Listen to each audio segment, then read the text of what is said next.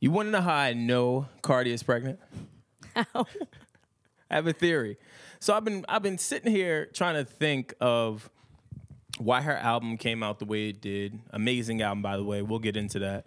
And why her attire has changed. And then I thought, I have my theory. Before we get into it, we'll go ahead and introduce ourselves. This is Brandon Killabh. This is Erin Ashley Simon. And this is Grassroots Podcast. We never say the episodes. I don't really care about the episodes. Let's get into the shit. So my theory is, if I'm a label head, and she's at Atlantic, right? Atlantic. Yeah. If I'm a label head and I find out Cardi is pregnant, I'm Kaiser, the first thing I'm doing is, okay, I'm thinking Cardi is hot, she's popping, she's in demand. This baby thing, while being a blessing, could hinder us and Cardi and the label from prospering and getting our money back that we've invested in her, number one. And number two, all of this work that we put out as far as musically getting her hot will be all for nothing because we'll have to wait. So let's move up the date of the project. Let's put the project out, give it the project a date. Let's make her do her promo run while she's pregnant. Let's change her attire, her everything.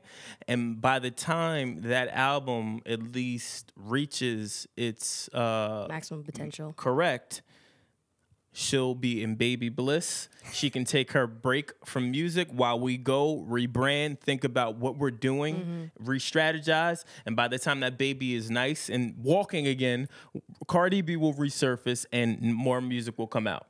I also think there's two reasons. I think that is actually a very good theory, Brandon. You're quite a theorist over here. You know what I mean? I put it. You see how I connected the dots, huh? I also think that having the album come out around this time also like overshadows those rumors. Like it takes the distraction from that and puts it into her debut album because everyone was in high anticipation for it. Yeah. Everyone was wondering what's gonna happen. Everyone was talking about it, and as you saw, the discussions about the baby rumors went down, and then more so about is this going to be a hit or miss. Definitely. It was more a discussion.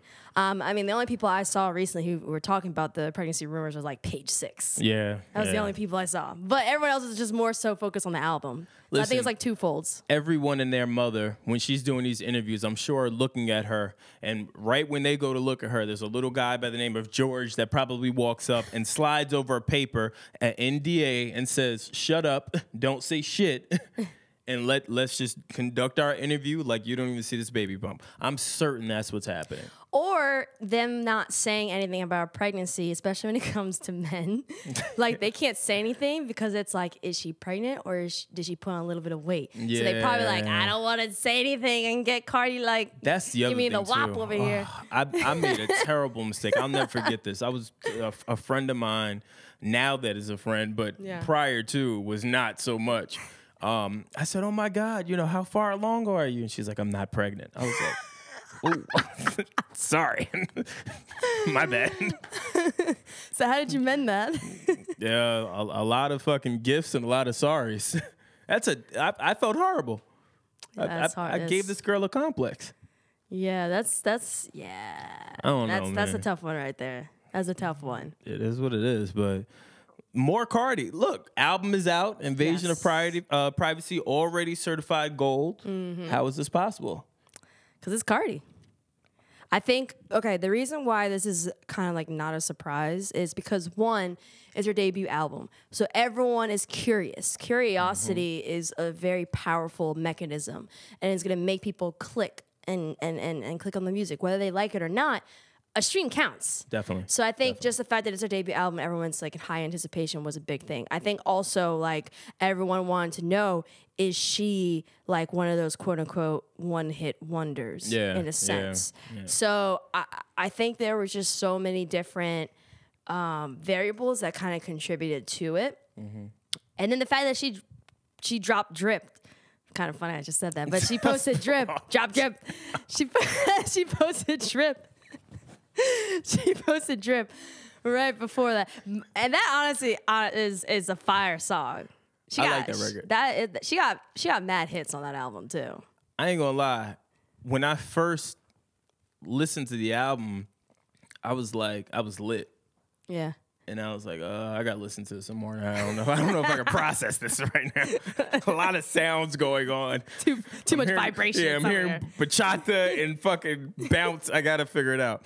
And then I did the good old put it in the car test. Yeah. And just went for a drive. And I was like, yo, this is an amazing album. Mm-hmm. Like, she did a really, really good job of song structure. She did a really, really good job of delivering the verses, I think. Like, and you can even see her growth from where she started coming out being an artist till now, and just the collection of music. I think she just did a great job. There's a lot of good records on this album. A lot of cadence to strip club centric records that will 100% go off in a strip club, and I'm sure that she knew it would go off in a strip club, and I just think she did a great job. I think also what she did a great job, like, well, kind of going off what you said, was just like the flow and the structure of the songs, like from going from one song to the next one to the next one, like it just made sense. And then now, kind of going back to when we were talking about Be Careful, like now I get it. Yeah, I get it. When it was Be Careful and it was by itself, I just think it didn't make sense. And I still think that shouldn't have been a single. Yeah. That shouldn't have been a single they put out. 100%. That's the other thing too. Now hearing the album, I could have picked a second follow-up record off this album. Like they should have put, honestly, Drip. Yeah. That should have been the one right before it and be like, oh, shit. This is about to be hot. And then that's it. This is the record to go. But in the same token, they got options. They got options with this album. This is a great project with a number of fucking with the guest list. I love that they are with the times. I noticed that a lot of artists now, they don't really show you who the features are. I love that mystique until it drops. I think that's they did a great job. You know, you have Chance on the album, you have Kehlani rather, you have SZA, and of course the Migos. Of course Migos. But I like that they kept it on the tuck. And I heard rumors that they're probably gonna do another big artist on there. Okay. I can't say nor confirm, but I love though she made sure to put her Latin roots, which is really smart because it appealed to the Latin demographic, and you know her sound is more in the trap lane. So what better person to get who has that trap sound than Bad Bunny? I am a huge fucking Bad Bunny fan, so like when I saw that, I was like, oh, this is about to be nice because she's able to, and the thing that was great for her too is she already moved and transitioned into the Latin music world prior to this album. So it wasn't like something that just came out of nowhere, like, oh snap, now she's singing Spanish and stuff. Like she was already doing that, already got herself into that community. So that we already saw it Despacito. Once you get into the Latin community, it's like over. It brings extra numbers. It's over. I think also too, just going back to what you said, the amount of diversity record-wise on this album is smart. Yeah. She has a mix of everything on here. And I don't know if that's her doing or the label's doing. I don't know. But whoever is behind this body of work, job well done. You did an amazing job. Much success to Cardi because, Lord, I know it's got to be a weight lifted, though, too. You know what I mean? Yeah. Like, as we said it early on, following and leading up to this whole Cardi album, is that, you know, you could see from her social media that she was kind of dealing with this a little bit. Like she got tired of the rumors and just was like, yo, like let the music breathe. Just let it come out and let it do what it's gonna do. I don't wanna have to worry about it. I don't wanna have to go through all of this. I think it's probably if you're Cardi, do you think it's now like a weight lifted at this point? It is a weight lifted, but then it's also like extra weight put on. Yeah, you know, because we've seen plenty of times where artists' debut albums or their first solo albums would go like and do exponentially well, but then like their second album would tank. Yeah. So now it's like high expectations because the debut album is like, all right, great, you set a great foundation, but like what's really going to take you to the next level and keep your longevity and keep your consistency is getting that second album. That second and third album have to be on point. Yeah. And then once you're past that, you're in clearing. Like, you're good. Yeah, yeah. Well, that's what they say. I mean, the first album, to your point, it naturally will get a lot of attraction, especially if you built up the momentum. Now, and as crazy as this may sound for the casual artist fan listeners, this is really when the work starts for Cardi. Like, you've now set a bar extremely high. What do? Like, you gotta surpass it. Yeah. You have to. So I mean, I just think you know, for her to already have sold 500,000 units, that's impressive. And I'm hoping that you know, she'll just carry on and just keep creating and just being great. Yeah. I love that she touched on just her being broke and just, you know, having bad teeth, and all of the content was very Cardi B. You know what I'm saying? Like, she still just kept it hood, and I loved it. It's one of the rare cases where you could see someone elevating but still holding true to themselves and where they come from. Hey guys, so I just seen these 2 beautiful tattoos that people made of me, and I just want to say thank you to all my fans. Like, besides getting my music, besides supporting me, I want to thank you guys because y'all really be uplifting me. Sometimes I be feeling like the negative be so much that I just feel like, oh my God, everybody hates me. So that's why I go to my fan pages and I get uplifted back again, because it's like, that's not true. So many people love me. And I also made a list of goals that I want to complete for 2018 besides music career, and that shit has really helped me a lot. Like, to just keep on going, because I want to complete those goals as fast as I can. So try to make a list of goals that you guys want. It's going to make you want to, like, get up in the morning and get encouraged to just work and get this money. Oh, and another thing, right? Get matches. Always carry matches with you. It's the best way to cover a fart and a shit smell. Every time I take a shit, and it goes right away. You know, and that was my main concern. Yeah, my main concern was like that because she's going mainstream, that she would be pushed more towards catering towards, you know, another demographic instead of being true to herself. I was so happy when she kept herself. Didn't matter what kind of sound. It was still Cardi B with each different unique sound that was in that project. Yeah. So I was happy about that. And I knew, like, okay, so she definitely made sure she kept true to herself, because if she didn't, like, her whole brand and career is based off of her being herself. So if her project did not show that, I would have had major concerns. Well, that's the other thing. Number one, just circling back to the baby rumors, we were talking about this. That's how I know that she may be pregnant, because if, in true Cardi B fashion, when something is wrong and she's just tired of it, Cardi will take to her Instagram or wherever her outlet is at that present moment and address it in the very Bronx hood way of, nigga, no, I'm not. Like, leave me alone. No. Skirt. Yeah, she's not with it. And on top of it, moving off that, you know how I know she's such a big artist? What? Oprah Winfrey Instagrammed a picture saying, hey, listening to the new Cardi album. Like, that's crazy. Oprah.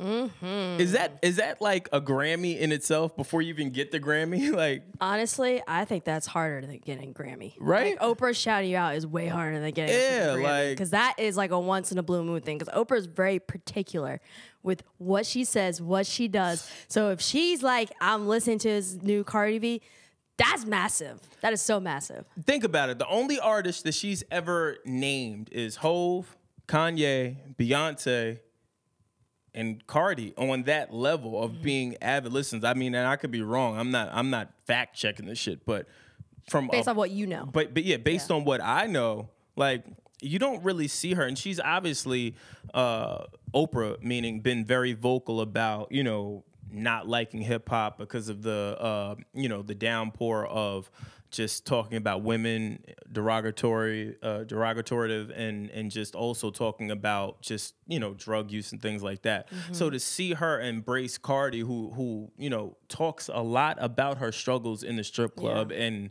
being poor and, you know, just urban shit that we all love and connect with, I just think it's great. Playing devil's advocate, though, do you feel that part of the reason that she shouted Cardi B out was because in previous months, she got so much slack for being in photos with Trump and not saying anything against him. Do you feel like that's just her way of trying to make it up? Being devil's advocate, I have to. That's a good devil's advocate. I don't think so though. Like, I think in true Oprah fashion, she's always been very classy. And even with her being in pictures with Trump, I never hold that against her because at the end of the day, Oprah is a businesswoman. And we all got friends that do bad things. Yeah, I got mad friends that have done fucked up shit. So, I mean, I don't hold that against you. You can't hold me responsible for my friends' actions, even though if you're in a car and we all have drugs, we all going down. But I'm saying you can't hold me responsible. Yeah. Is there a connection of sorts? Maybe, just because we know each other or whatever, but what their actions are versus what my actions are two totally different things. I also think, too, like, I think sometimes we may get upset at celebs, but we don't know what the private conversations are. You know, I think we always expect celebs to do it publicly when having a private conversation can be just as impactful. Definitely. And then going on social media and just outright being like, you know. So I was just curious about that. I mean, Oprah's a shit. So yeah, you can't go wrong. I'm really happy about this. I'm happy it's working out for her. Much success to Cardi, man. Jesus. Wait, who won? Who won the bet? Remember we did the how many units she's gonna sell? Well, technically we all lost. Like, she went gold. Like, I had her technicality, yeah, because of Bodak Yellow. But if we take Bodak Yellow out, then who would win? Oh, well, yeah, I don't know. Because Bodak, that was part of the reason why she went gold was because of Bodak Yellow. Because of Bodak Yellow. And it was more strategy, which I don't have a problem with. But like, if you take Bodak Yellow out, we'll be able to determine like who actually would won that. Well, prediction. I think we won't know that until we clearly can't go off first week sales. Yeah. Second week sales, we'll know. Yeah. We'll know. So I guess in the next episode we can go a little bit more in depth there. We should make like a rooted trophy for like predictions and things, and like whoever wins, like you get that recognition that episode. Yeah, definitely. I'm curious though, because goddamn, she's making history, man. I'm happy for her. I'm really, really happy for her. So much success to her. However, Drake dropped his single the same week. Cardi B put her album out. Is that a bad or good thing? All right, so here's my theory again. I have a lot of theories today. I'm excited about today's episode. First off, I think that Drake record is fucking fire. Oh, man. That boy could make a hit. Hit after hit. Yo, that nigga got some records in the tuck, man. Like, mind you, remember I played y'all this record a while ago because I someone sent it to me. I can't reveal my source. Sources. Yeah, I got a source, but I'd heard this record and I played it for all of us here in the studio. And I was like, yo, I think this record's gonna be crazy. You can't really go wrong with Lauren and the sample and what was being done with it. So then to hear it mixed and put out as an official single, I was like, yo, this shit is crazy. Now, to answer your question, I have a theory here, and I'm certain of this. Number one, I think that Drake feels the momentum shifting. I've seen a lot of talk of who is the biggest rapper right now in the game, and I've seen a lot of Tekashi 6ix9ine and Cardi with little mention of Drake. I think that gets under Drake's skin, and I think that the competitiveness that is Drake is like, all right, no, it's go time. Do I think that he intentionally tried to? Do I think he intentionally tried to subside the momentum of Cardi's release of the album, ending the week, going into the weekend, starting top of the week? Yes, I do. Yeah. Do I think that it was maliciously done? I don't know. I don't think so. Yeah. I don't think so. Only because I think he's trying to position himself. Like he sees shit shifting a little bit. And I just think he was one of those that was like, all right, let me just go ahead and slip this in here. Just I see what's happening. Everybody just settle the fuck down. Let y'all know what I'm doing. And that's what he did. I mean, but I don't even think necessarily there's a momentum, a big shift. Like, let me just go through who exactly. So him, Beyonce, Jay-Z, Rihanna, in terms of like the urban music scene. Maybe there's a few other I may be missing. They're the very few people who don't need any promo and can drop a song whenever. That's true. And that shit is going to go platinum. Yeah, that's or true. Gold or get so many streams. Like, there's very few. I don't think like I think Drake is just being competitive. I know he knows that he's on the top. Yeah. He literally can go an entire year without dropping music, and the second he does, that shit is popping and it's gonna get a lot of hits. So, but what I'm curious about is like, it's kind of ironic how he put out a single. It kind of like took the attention away from Cardi B in a sense and focused it on him, while he has a music video paying light to other awesome women. I think there's just so much irony in this. Like, you stop another woman's momentum, but then you're highlighting so many women in that music video. Like, I feel like you have a theory. I feel like you have a theory. There's definitely a theory in that, and it's crazy. But I mean, it kind of goes back to you know what our crew was saying, what our team was saying was just like, he's in a sense taking hold of a movement right now with Me Too, with women not getting the love and support. Yeah. He is giving that attention to them. Like, you know, within Drake's music, like, of course he had songs about breakup and heartaches and stuff like that, but it was kind of like, it was still like I wouldn't call it a love-hate, but it was just kind of like, I hate you for making me feel this way, but at the same time, I still love you. So in his music, in a sense, he still had that kind of like, that good sense and I guess good feelings towards women for some of his songs. But I'm all for, like, I don't even care if he's playing on the movement. If he is, okay. If he's not, whatever. I just love how he's having so many dope women involved. It was a great cast. In front of the camera, behind the camera. Yeah. I love it. I fucking love it. Here's another theory. We're gonna have so many theories today. Mad theories. Get ready today. for all these theories, guys. Yeah. Do we think Drake is only doing this to position himself with some of these women because he's shooting a shot? Drake's already been shooting his shot. I don't think he needs his music to shoot his shot. Yeah, like, he already didn't he shoot his shot with Serena Williams?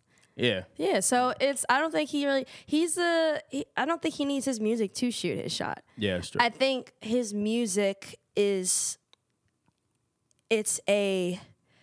think when it comes to his music, it's kind of like a historical record keeping of his relationships. Yeah. And his like That's actually really journey well put. through women, like dealing with women. Yeah, I agree. So what are your thoughts on the record? The sample choice, the song structure. He's got Big Frida on the record. A lot of people don't know that. He's got a Lauryn Hill sample on there. Yeah. Do we think that this was strategically done as well? Okay.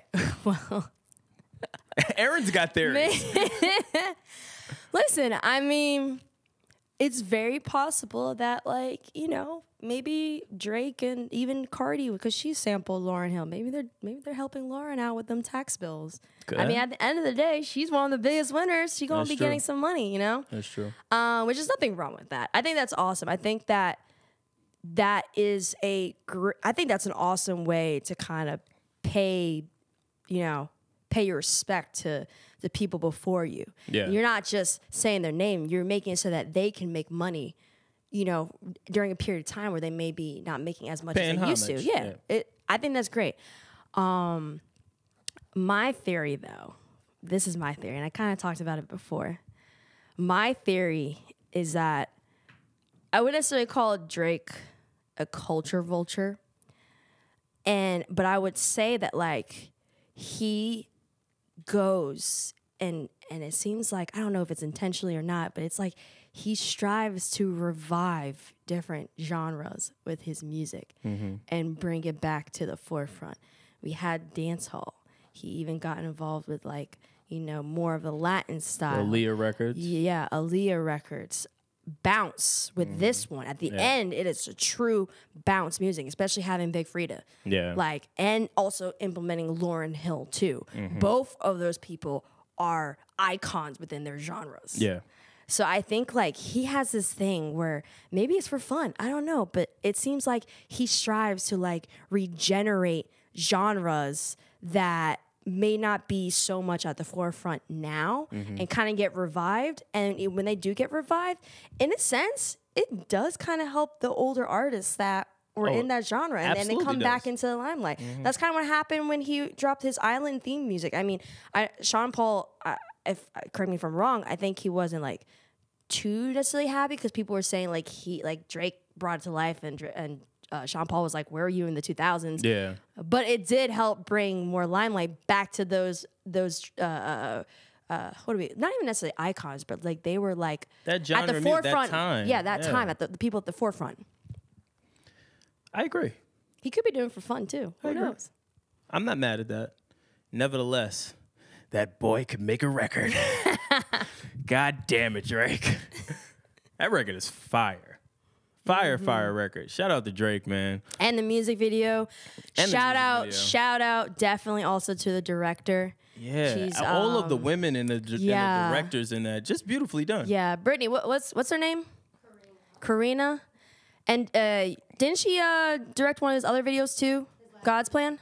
Yo, back to back. Yo, that's fire. That is but fire. Think about it. We have Brittany doing our shit, so we're doing the same thing.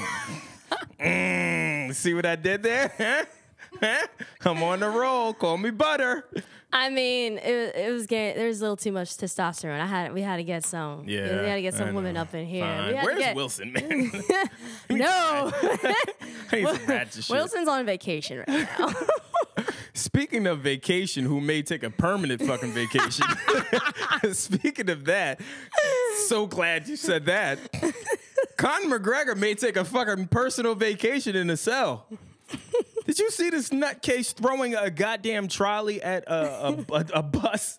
And first off, and me and PJ were talking about this. You know how strong you gotta be to throw a fucking trolley? Yeah. For those that don't know, a trolley cart is what you move boxes with. Like, you know, it's pretty heavy. Mm-hmm. He threw that shit like it was a little child doll at the glass. Like, that's crazy. That is. And I mean, like, I don't know, like, I just don't understand. You just got $100 million. You are the highest paid UFC fighter. Like, why are you doing this? Like, it's unnecessary. Honestly, I don't know if they can get the chance, but I honestly think they should be doing, they should scan his brain and see, like, what the hell is wrong. Because it's just, like, right now, it's just, like, dog, why are you so mad? You never have to do a fight again. All you had to do was just not get into trouble with mafias and doing all this craziness, and you would have just literally been like the face of the organization for years upon years and just make a lot of money. Well, this is the thing, too. We have to factor in that Conor McGregor is the ultimate, and I'll say ultimate in his realm, in his genre of sport, be it UFC. He's the ultimate Don King of sorts, of boosting an event and doing antics to bring attention and awareness and build anticipation for an event. So you have the UFC event coming up, and you know they're obviously in the Garden or wherever they were, because I don't know if it's the Barclays Center. I don't know where they were. I'm getting tongue-tied. Barclays? Barclays Center. Barclays. I was like, Barclays. I don't know what the hell it was. Yeah, that sounds like some woman's name. Barclays. It sounded like I had like a Uzi in my mouth. But fucking, he does these things to bring awareness. But in the same token, you got to be wired different on top of it, the way his trot to the trolley may be the funniest shit ever. Like, his jog to the trolley, like, he just did a beeline, saw the fucking shit, was like, oh, let me go grab this trolley. I think this is a great idea to just throw it through the window, scare these guys.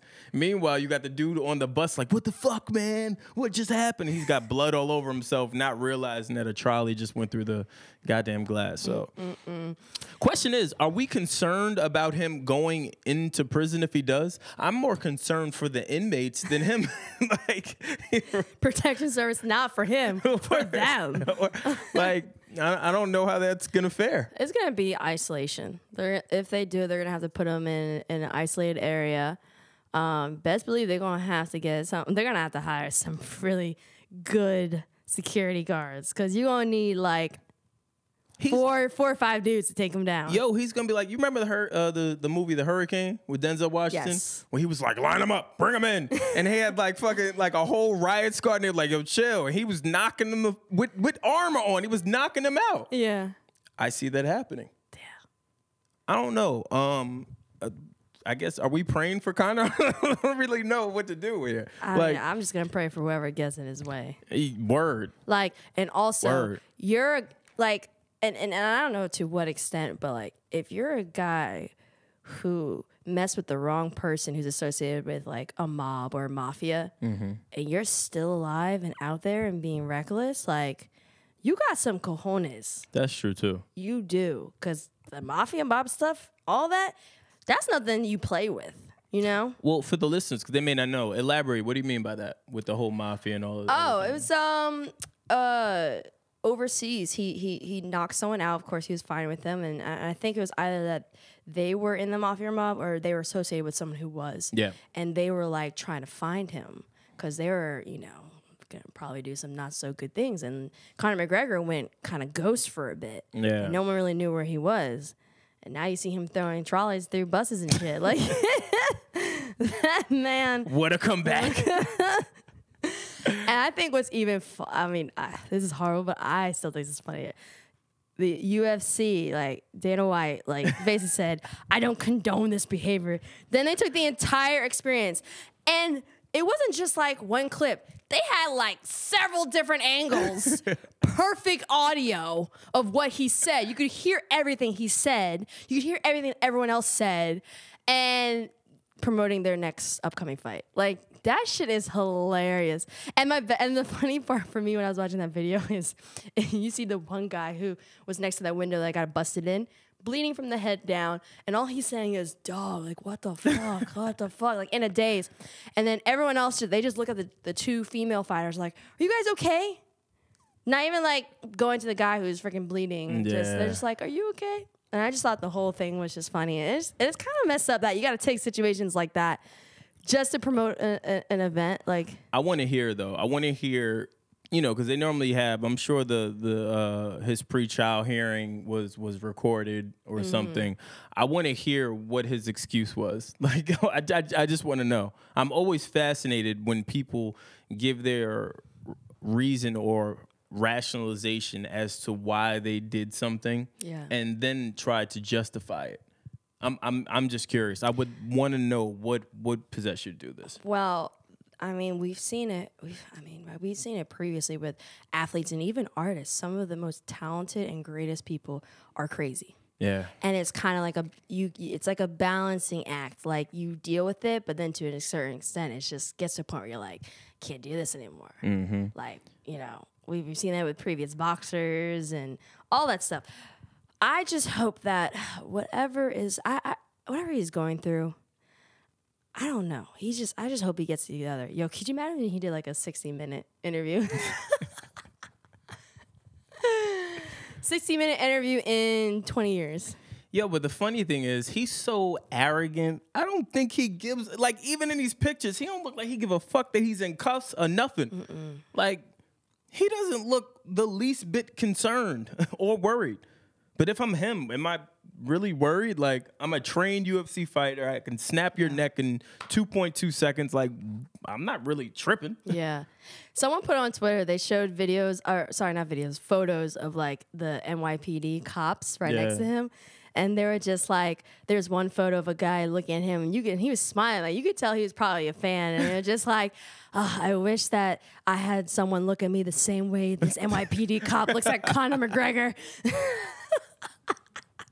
And he was just smiling and smirk like, yeah, man. On the side. I don't know. I wonder what's gonna happen with this. This is interesting. I mean, even if he goes to jail or not, I think shit, he's gonna be fine. You know what I wanted to talk about, and this is an off topic, and I'm sitting here racking my brain. What? Are we talking about Canelo failing the drug test twice, and now we're not gonna get a fucking Triple G rematch? Yo, I was mad since they made that a tie. That should not have been a fucking tie. Well, that's the other thing. That's the other reason why I'm upset is because I'm like, all right, at least we'll get a round 2 and maybe, get some resolve with this whole shit. And now you're out there being a druggie. So I mean, shit, I would have been a druggie too, because did you see Triple G fucking take those punches and he's like, he's okay? I'm like, damn, this man a robot? Canelo hit him with that hook and he walked through that shit. I'd have probably took my mitts off. Like, all right, fam, you got it. Y'all niggas is built different. I get it. You got it. I don't want no trouble. So I might have been juicing too. Shout out to Canelo, man. I got you all wrong, man. Shout out to Canelo. He's like, damn, I gotta get ready for this. Yeah, word. Or maybe he felt them punches and was like, damn. Well, not for nothing. He got a good chin too. Pause. Canelo. Yeah. He took some shots. He did. So, but not the way that. Yeah, not the way. Yeah. Triple G. Nah, like I saw a slow motion video, and you know how sometimes when you get punched really hard, like your head, like it goes back, or like it looks like you're just distraught. Yeah. He literally just went slight to the side and then just kind of like snapped his neck. Yeah. Was like, all right. I'm like, what? That one shot, he took that shot to the chin and was like, he's snapped and was like, all right, I'm back. He's like, I have those for breakfast. Like he was a fucking boxing Terminator or some shit. Like the fuck. I don't know, man. I know that's an off topic, but I just had to vent about it. I'm such a fight fan, and all these fighters are fucking up. It's worth it. And the one thing that will make me so upset is if they do that rematch, but one of them is not in their prime. I'm gonna be so mad. I'll be like, then what's the point of this? Well, that's the one thing I think about is now it has me looking at Canelo a certain way because I respect Canelo as a fighter. I respect his chin. He's a tough boxer. Yeah. And now you failed 2 drug tests? Like, I don't know. Now I'm looking at you kind of shady. I don't really know how I look at you now. Man, it's almost when you find out your favorite rapper didn't write his raps. You naturally have to look at them a little different. Also, it's kind of like looking at that one friend who makes a mistake and keeps making the same mistake. And you're just like, now you're just being stupid. Like, you failed it once. You know they're going to do it again. They're going to see if you have drugs in your system. And you failed again. Now you're just, that's just being dumb. You big dummy. You're just being dumb right now. But come on, Canelo. Do it for the culture. Word. Clean yourself up. Let's get this fight going because I can't stand a tie. Yeah. I can't stand this tie. Get your life together. And it was on Cinco de Mayo. Disrespect. I have Mexican friends. They were so distraught. You did not do it on Cinco de Mayo. Disrespect, man. Come on, son. Come on. You got to do better. Get it together. Clean yourself up. Drink some water. Drink some water. I don't think that's gonna pee clear it out your system. Word. Or have someone pee it for you. You gotta find the loopholes here, man. Come on. You're better than this. Carry that bag into the bathroom. Come on, man. Tape it to your leg. Fuck. All right. I guess that's it for our ratchet shit today. So much stuff going on. Oh, do we wanna leave a little comment for the Aaliyah cosmetics? Yeah. So apparently Aaliyah is I don't know how this is possible. She's coming out with a beauty line or her. That sounds so weird to say. I know. That's what I'm saying. I don't even know how to say this. Aaliyah for Mac. Yeah, Aaliyah for Mac. Limited edition collection of Aaliyah for Mac. Products that will be coming out based off of the singer, late great Aaliyah. How does this work? I know J-Lo is releasing like a 40-piece cosmetic set as well. We know Rihanna is doing amazing things with her brand, but is it not weird with Aaliyah? I think it's always weird when you use a famous person who died already, as part of A campaign? A campaign. Yeah. I mean, her brother did say that she was a big Mac fan, and it seems like her family is involved. So, like, I think that's okay. Like, if you're a state and your family's involved, that's kind of one thing. But I just think that, like, I don't know. I think it comes to a certain point where we just need to let the dead like rest in peace. Like the fact that Michael Jackson is still like one of the highest grossing posthumous, like, you know, after he's dead and still making a lot of money. Like that just feels weird to me. Yeah, it just feels so weird. Yeah, I don't know how to take this. I think for nostalgic purposes, I get it. Like it's. I guess you can kind of categorize this as having like a memorabilia type of item from your favorite artist. Yeah. I just think it's weird. Like, who's gonna do the press run? Like, I just think about maybe shit that people don't think about because I know my brain just thinks differently. But who's gonna?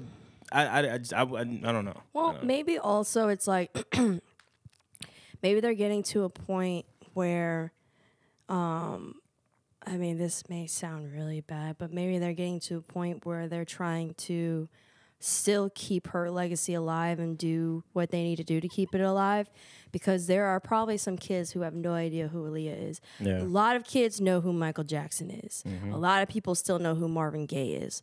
I don't know if a lot of the young generation know who Aaliyah is, to be honest, unless it's like, you know, being one of her songs is being sampled or something like that. But I just think that maybe they're just trying to, maybe they're doing these things to keep her her image and who she is alive more, especially with the younger audience. It's kind of like how when freaking Katy Perry brought out Missy Elliott and all these kids were like, "Who's this new artist?" Yeah. Like, what?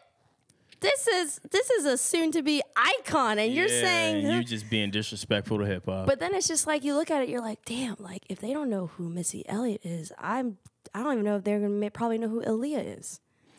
Well, I think they will, only just because she's such a huge artist that so many big artists, past and present, always say that they looked up to and admired and always wished that they could work with her. So I'm guessing that they'll know. Will they appreciate it or take to it the way like our age group is? I don't think so. Probably not. Like it's one of those things where you just had to be there. You know what I'm saying? And I still remember when she died. Yeah, like that was a crazy time for people that don't know about how she died and where she was going in her career. Like the whole regime with Timberland, Justin Timberlake, Genuine, Missy. And she was transitioning over to being a movie star. Like, it was just like her prime. She was on the incline. Yeah. You know what I'm saying? So to how it all happened and how it all came to an end is obviously very tragic and unfortunate. So I look at it like it's one of those things where you had to be there. Like you could never know what she gave to this game of music without, you know, not living it. And that can go for anything, but this one in particular, I just think it's a little weird, and I want to see how it all plays out, I guess. Yeah, but like I said, if her family's involved, then I'm a little more okay with it. If it's something where it's like family's not okay with it, then I'm like, yeah. If the family wasn't involved in this, like this would be burnt someplace. Like they would probably burn down the entire Mac store. Like they would have to. Mm-hmm. You know what I'm saying? Like that's I feel like there's certain people, or just dead people in general, but there's certain people you just shouldn't mess with their legacy. Like Prince, like there's just certain people, just stay away from it. Don't do it. Mm-hmm. So I'm happy at least somebody is there and being able to kind of, you know, make sure that everything is being represented, or she's being represented, you know, correctly. So I guess shout out to them. Yeah, we'll see how all of these things transpire. Yeah, there's a lot of stuff going on. I feel like every episode we do, there's so much news out. Like, I love it. So much crazy news. I love when people do fuck shit. Shout out to Conor McGregor. Shout out to Canelo. You guys are making us great today. I love it. Making podcasts great again. Word. Oh, Lord. All right, I guess that's it. Well, let's end it off on a good note as usual. My name is Erin Ashley Simon. Brandon Killabh Hall. Follow us on Grassroots Pod on Twitter and Instagram, Grassroots Podcast on YouTube, and also on SoundCloud. You can find us on Aaliyah Mac, iTunes, and we're going to keep growing. You'll be able to find us almost everywhere. Everywhere. You ain't never there.